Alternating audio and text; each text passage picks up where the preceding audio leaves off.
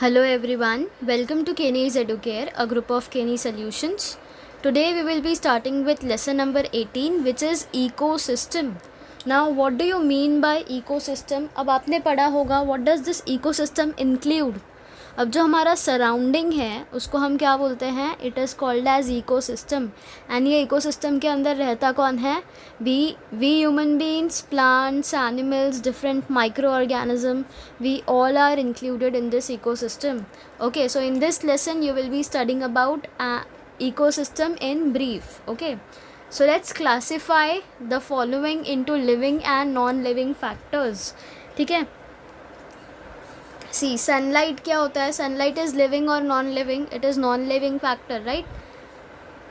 Then sunflower, it is also a non living factor. Elephant, living factor. Lotus, non living. Algae, it is living. Stone, non living. Grass, non living. Water is non living. Ant is living. Soil, non-living. Cat, living. Fern, non-living. Air, non-living. Lion, living. So these are the classification and आप I think so you have come to know कि living and non-living को classify कैसे करते हैं. Okay? See, अब ecosystem में क्या होता है? The world around us is made up of living and non-living factors, right? And हमें पता है लिविंग वर्ल्ड को क्या बोलते हैं हम? Biotic factors. And non living को क्या बोलते हैं हम? Abiotic factors. तो हमारे आसपास जो भी वर्ल्ड है, तो the world around us it is made up of living and non living which is also called as biotic factors and abiotic factors, right? and इसी को हम क्या बोलते हैं? ecosystem. Okay, so there is a continuous interaction between this living and non-living factors, and this living organisms and their habitat environment are correlated with each other, right? हमें food cycle पता है कि कैसे चलता है, right? See, suppose this is the grass.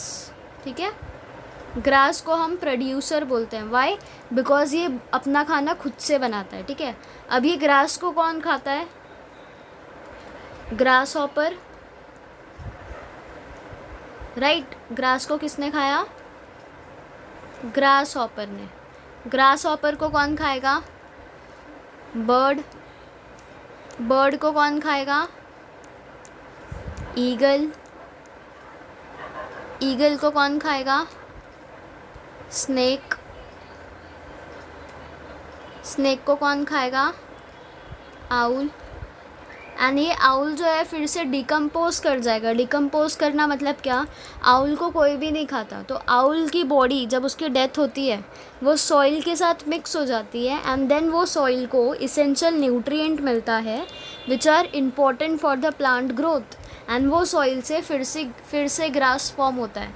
ठीक है, तो अब हम ये चेन से क्या देख सकते हैं? This is the food chain. Grass को किसने खाया? ग्रास हॉपर ने. ग्रास हॉपर को कौन खा रहा है? बर्ड. बर्ड को कौन खा रहा है? ईगल. ईगल को स्नेक. स्नेक को आउल. एंड फिर आउल डिकम्पोज करके फिर से क्या हो जाता है? It becomes grass. तो ये साइकिल जो है वो हमारे एनवायरनमेंट के अंदर, इकोसिस्टम के अंदर कंटिन्यूसली चलती रहती है. And if you can see यहाँ पे हर एक एनिमल एक दूसरे पे डिपेंडेंट है, right?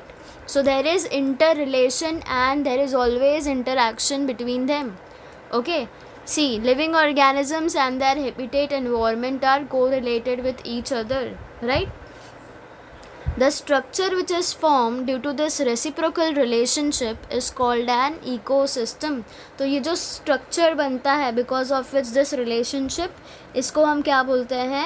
ecosystem. Okay, and this biotic and abiotic factors with their interactions form an ecosystem. तो जब biotic and abiotic factors के बीच में interaction होता है उसको हम क्या बोलते हैं? ecosystem. Okay. See, ecosystem is classified into biotic मतलब living factors and abiotic factors मतलब non-living factors. Okay, see, biotic factors के अंदर क्या क्या आ जाएगा? Producers मतलब plant, consumers मतलब animal जो plants को खाते हैं, वो हो गए because they are consuming other animals and plants, इसलिए उनको बोलते हैं consumers. And because plants are producing their own food, इसलिए उनको बोलते हैं प्रोड्यूसर्स। ओके, तो प्रोड्यूसर्स हो गए, कंज्यूमर्स हो गए एंड डिकम्पोजर्स हो गए। एज आई टोल्ड यू कि ग्रास को ग्रास हॉपर खा रहा है, ग्रास हॉपर को बर्ड, बर्ड को ईगल, ईगल को स्नेक, स्नेक को आउल, एंड आउल को कोई खाने वाला नहीं है, तो वो डिकम्पोज करता है, मतलब उसकी बॉडी जो है वो सॉइल के साथ मिक्स हो जाती है। ओके, इसको हम क्या बोलते हैं? डिकम्पोजर्स। ठीक है, तो सी प्रोड्यूसर्स में आ गया प्लांट, कंज्यूमर्स में आ गए एनिमल्स एंड डिकम्पोजर्स में आ गए माइक्रोब्स। ओके, अब ये जो एनिमल्स हैं ये 3 तरह के होते हैं, एक तो प्राइमरी कंज्यूमर, दूसरा होता है सेकेंडरी कंज्यूमर एंड तीसरा होता है tertiary consumers. Okay, remember this abiotic factors कैसे क्लासिफाइड है। अभी यहाँ पे ऑटोट्रॉपिक लिखा है, मतलब ऐसे ऑर्गेनिजम्स जो अपना खाना खुद से बनाते हैं एंड वो खुद पे डिपेंडेंट होते हैं अपने खाने के लिए, उनको हम बोलते हैं ऑटोट्रॉपिक ऑर्गेनिजम्स। एंड ऐसे कौन है? दे आर प्रोड्यूसर्स और प्लांट्स। ओके, हेट्रोट्रॉपिक मतलब ऐसे ऑर्गेनिजम्स जो अपने खाने के लिए दूसरे प्लांट्स एंड एनिमल्स पे डिपेंडेंट होते हैं, उनको हम बोलते हैं heterotrophic organisms. And they are consumers and decomposers. Because जो आउल होता है उसके ऊपर कौन आता है? फंगस ग्रो करता है, because of which those owl decompose in the soil. Okay, तो इनको हम क्या बोलते हैं? हेट्रोट्रॉपिक। ओके, सी अब अबायोटिक फैक्टर्स कैसे क्लासिफाइड है? They are classified into 2, physical factors and chemical factors. तो फिजिकली हमें क्या दिखता है हमारे एनवायरनमेंट में जो नॉन लिविंग है? It is air, water vapour, mineral, soil, sunlight. This are the physical abiotic factors which are present in our ecosystem. ठीक है, केमिकल जो है it is divided into 2, organic substances and inorganic substances. Okay, organic के अंदर आता है proteins, carbohydrate, lipid, जो हम अलग अलग फूड के थ्रू अपने बॉडी के अंदर कंज्यूम करते हैं। And this protein, carbohydrate, lipid are formed in our body also. Okay, and इसको हम क्या बोलेंगे? Organic substances. एंड इनऑर्गेनिक क्या हो गया? Hydrogen, oxygen, nitrogen, calcium, iron, potassium, sodium. These are all inorganic substances which are included in abiotic factors. तो remember biotic factors जो है वो 3 इसमें distributed है, producers, consumers and decomposers. Okay, and abiotic factor is divided into physical and chemical. Okay, so remember this component of ecosystem. This is an overview of lesson, you can say. Okay, and it is an important chart which you should remember by hearted.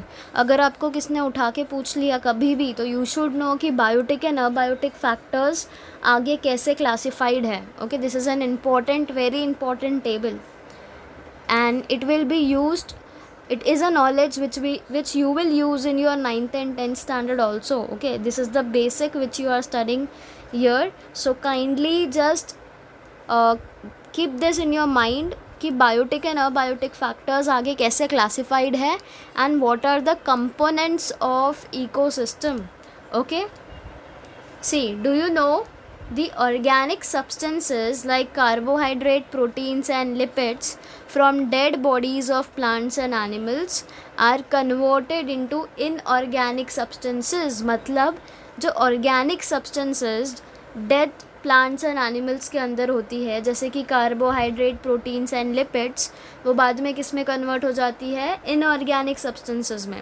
Because जो plants and animals जब उनकी death होती है तो उनके ऊपर micro organisms grow करते हैं एंड ये माइक्रो ऑर्गेनिज्म क्या करेंगे? जो भी carbohydrate, lipids and proteins present होंगे बॉडी के अंदर, they convert that into hydrogen, oxygen, calcium, iron, sodium, potassium. Okay, इसलिए हम इसको क्या बोलते हैं? This microbes are said to be decomposers because they are decomposing the organic substances into inorganic substances like hydrogen, oxygen.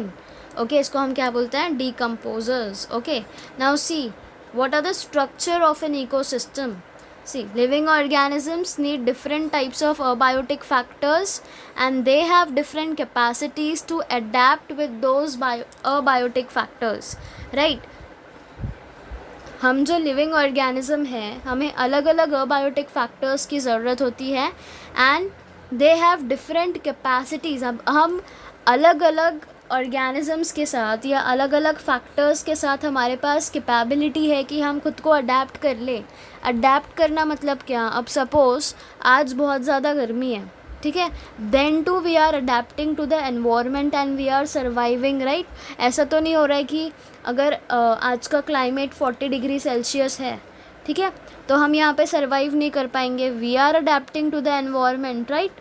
तो यहाँ पे क्या है, हम अलग अलग अबायोटिक फैक्टर्स के साथ भी अडेप्ट करते हैं खुद को. Okay, some microbes need oxygen while others don't. तो अब जिसको ऑक्सीजन लगता है उसको हम बोलते हैं एरोबिक माइक्रो ऑर्गेनिज्म, ठीक है. जिसको ऑक्सीजन की ज़रूरत है उसको क्या बोलेंगे? ऑक्सीजन की ज़रूरत है तो एरोबिक, ठीक है. एंड अगर ऑक्सीजन की ज़रूरत नहीं है तो एनेरोबिक. ओके,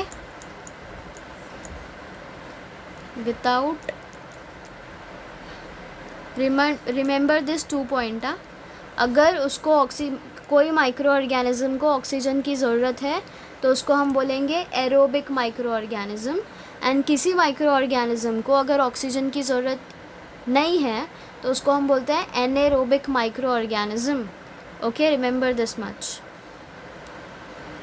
ठीक है. Now some plants and animals need more sunlight while others grow well in shade.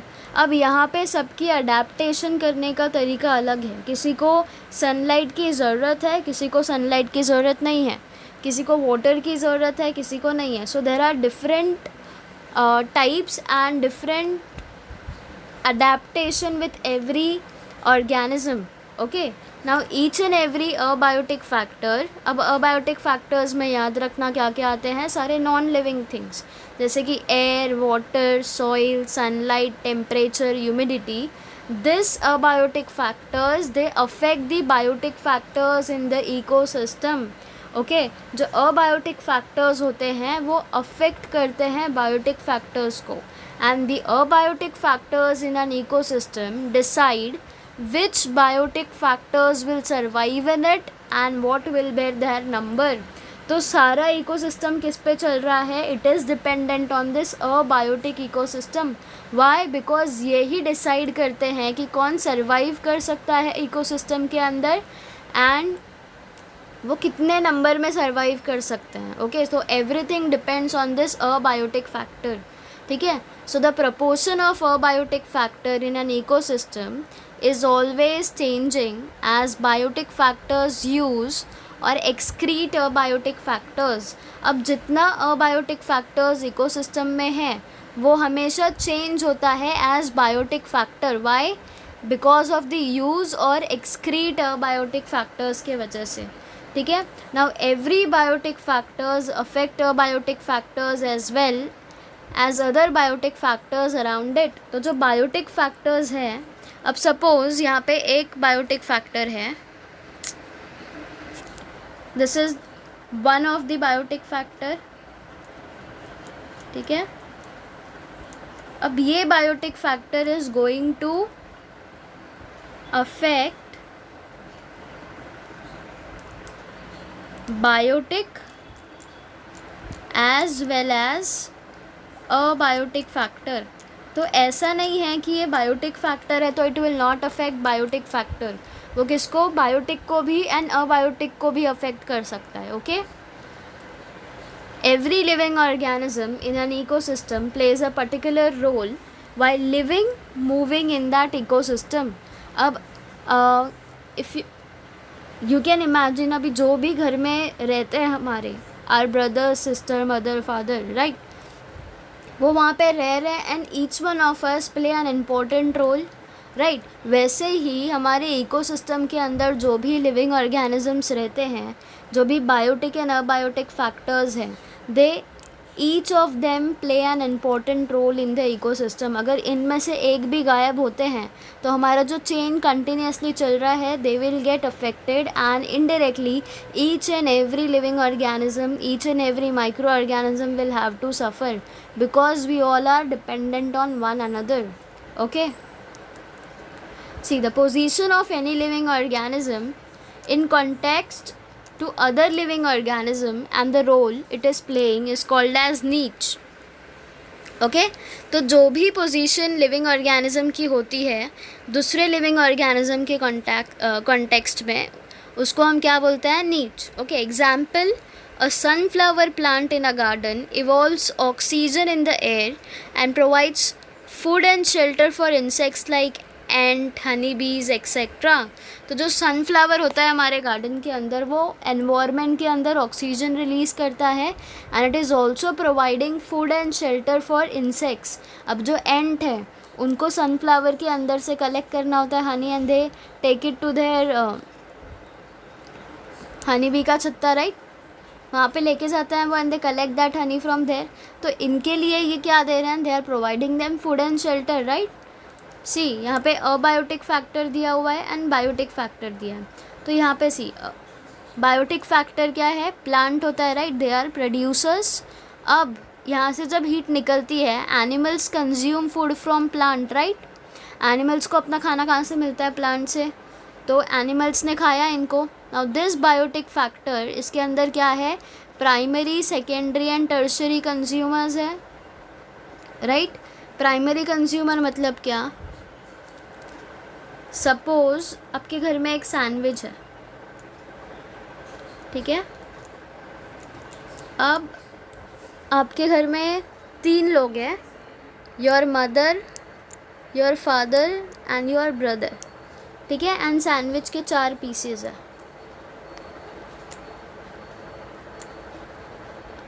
अब जो सबसे पहले सैंडविच खाएगा उसको हम क्या बोलेंगे? Primary consumer. जो दूसरा जाके जो सेकेंड सैंडविच खाएगा they will be secondary consumer. जो तीसरा सैंडविच खाएगा they will be tertiary consumer.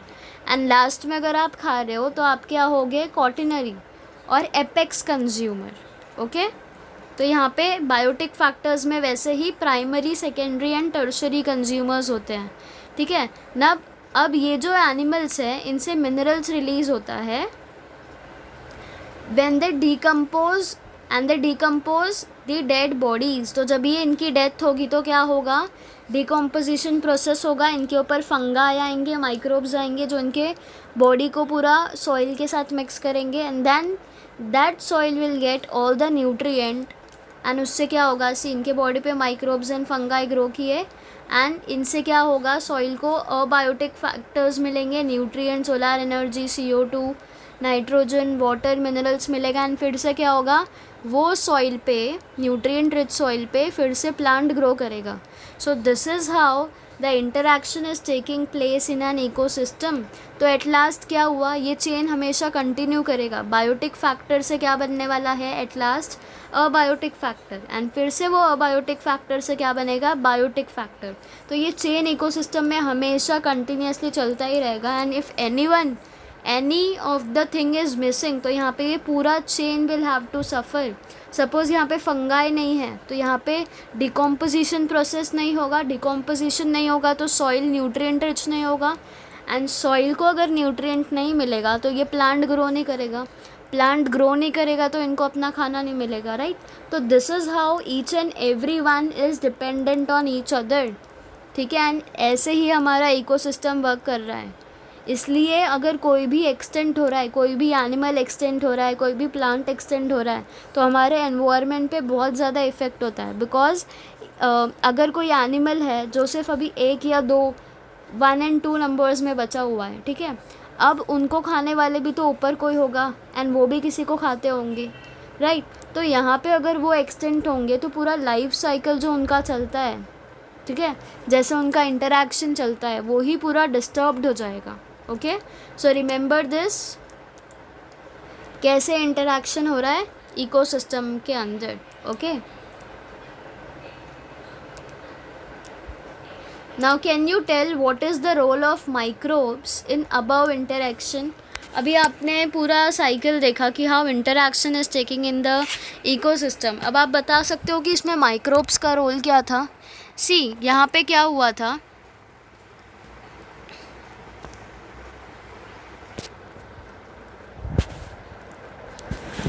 पहले क्या था, यहाँ पे ग्रास है. ओके ये ग्रास को कौन खाता है? आई टोल्ड यू ग्रास को ग्रास हॉपर खाएगी, राइट. अब ये ग्रास हॉपर को खाने के लिए कौन है? बर्ड है, राइट. बर्ड को कौन खाएगा? ईगल. ईगल को कौन खाएगा? आउल. अब ये आउल क्या होगा? डिकम्पोज होगा, इसके ऊपर फंगाई एंड माइक्रोब्स ग्रो करेंगे. एंड फिर ये माइक्रोब्स जो है एंड फंगाई सॉइल के साथ जाके मिक्स हो जाएंगे and they will provide the soil with essential nutrient, जिसके ऊपर फिर से ये ग्रास ग्रो करेगा. तो आपको क्या लगता है यहाँ पे माइक्रोब का रोल क्या है? अगर यहाँ पे माइक्रोब नहीं होते तो सॉइल को अपना इसेंशियल न्यूट्रिएंट नहीं मिलता, राइट. एंड फिर ग्रास ग्रो नहीं कर पाता. ग्रास ग्रो नहीं करेंगे तो दिस ग्रास हॉपर को अपना खाना नहीं मिलेगा. एंड अगर ग्रास हॉपर नहीं होंगे तो how the bird will survive. Bird नहीं होंगे तो how the eagle will survive. Eagle नहीं होंगे तो how the owl will survive. So यहाँ पे आप देख सकते हो कि पूरा एंटायर साइकिल जो है will get affected, right. See the important function of the microbe are in nitrogen fixation. अब माइक्रोब का काम क्या है? If you are aware of nitrogen fixation process, यहाँ पे क्या होता है पता है? जो प्लांट्स होते हैं वो अपना खाना खुद से नहीं बना सकते, खुद से बना लेते हैं, राइट. पर जो एटमॉस्फेयर के अंदर नाइट्रोजन प्रेजेंट होता है, जिसको हम बोलते हैं एटमॉस्फेरिक नाइट्रोजन, वो उसको डायरेक्टली यूज़ नहीं कर सकते. इसलिए उनको जो एटमॉस्फेरिक नाइट्रोजन है, सी ये हो गया एटमॉस्फेरिक नाइट्रोजन, तो प्लांट्स इसको डायरेक्टली यूज़ नहीं कर सकते. इसलिए उनको ये एटमॉस्फेरिक नाइट्रोजन को कन्वर्ट करना पड़ता है इनटू नाइट्रेट एंड नाइट्राइट. ठीक है.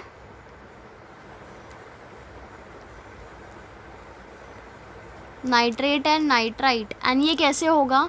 ये atmospheric nitrogen nitrate and nitrite में कब कन्वर्ट होगा?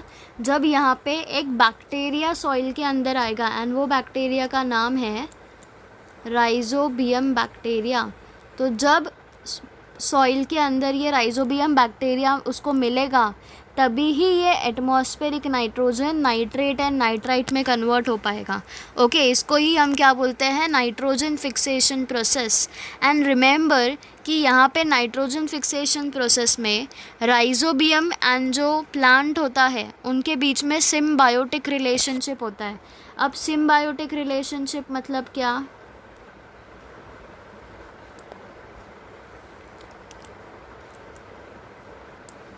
सिम्बायोटिक रिलेशनशिप मतलब यहाँ पे राइजोबियम को अपना खाना मिलेगा. ओके राइजोबियम को अपना खाना मिलेगा प्लांट से, because plant produce their own food, तो वो अपना खाना उनको देंगे.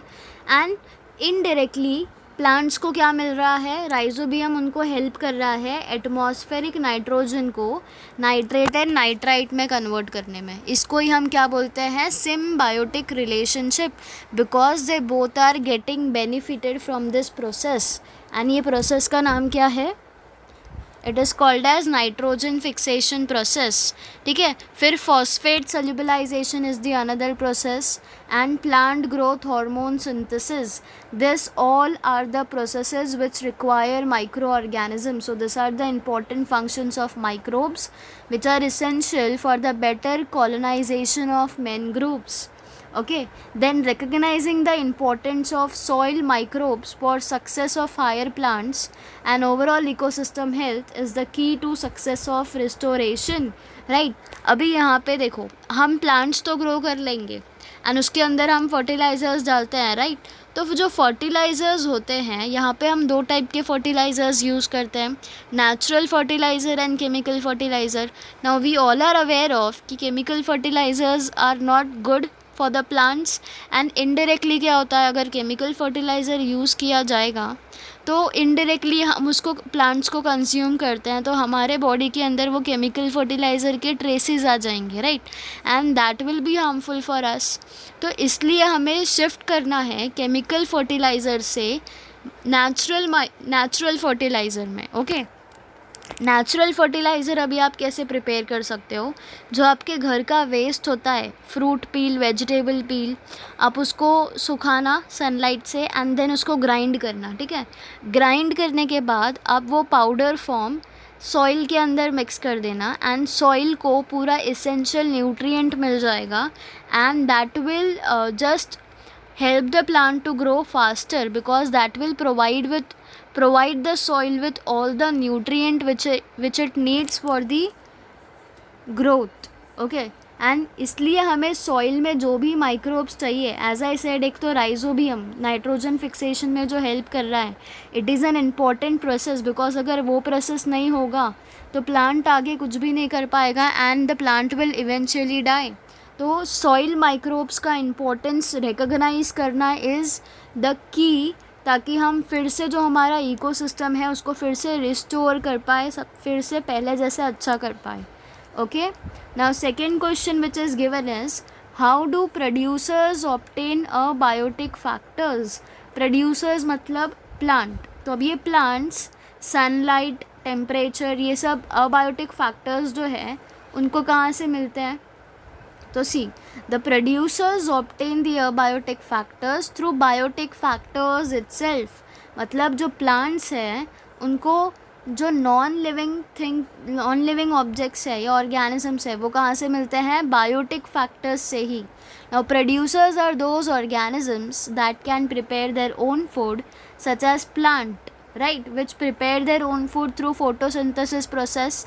अब फोटोसिंथेसिस में क्या होता है, using sunlight plants prepare their own food, right, in the presence of chlorophyll, right। chlorophyll क्या होता है, chlorophyll is a pigment जो प्लांट को ग्रीन कलर देता है। ओके, तो इसी प्रोसेस को हम क्या बोलते हैं, photosynthesis process.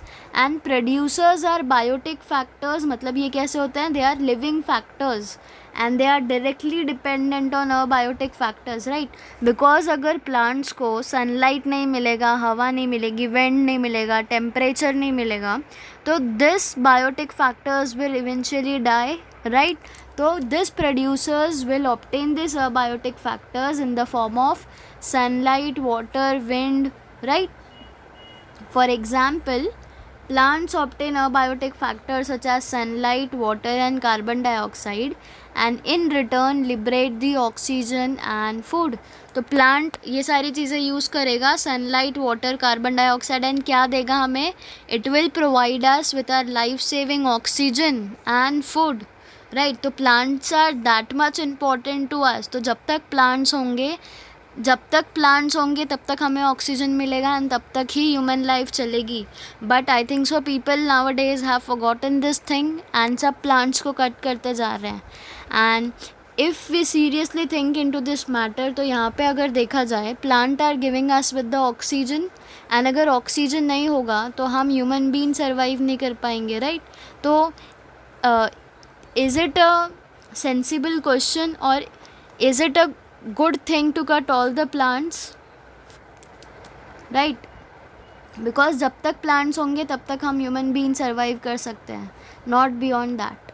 Okay, the third question which is given is from where do the consumers get their food? Consumers मतलब जो plants खाते हैं, कंज्यूम करते हैं प्लांट्स को, उनको अपना खाना कहाँ से मिलता है, तो कंज्यूमर्स को अपना खाना ऑब्वियस सी बात है प्लांट से मिलता है and this plants are also called as producers. तो this consumers get their food supply through producers and producers are plant with green pigment chlorophyll. I told you ना, क्लोरोफिल एक पिगमेंट है जो प्लांट के leaves को green colour देता है। Okay, and producers can make their own food using sunlight, air and water, right. तो यहाँ पे कंज्यूमर्स को प्रोड्यूसर्स से मिला अपना खाना एंड प्रोड्यूसर्स अपना खाना खुद से बनाते हैं through sunlight, air and water.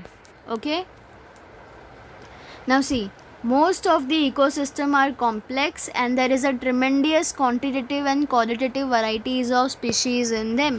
Right, हमारा जो अर्थ है उसके ऊपर बायोडाइवर्सिटी है. बायोडाइवर्सिटी मीन्स लाइफ की वैरायटी है हमारे इकोसिस्टम के अंदर. And there are various quantitative and qualitative varieties of species.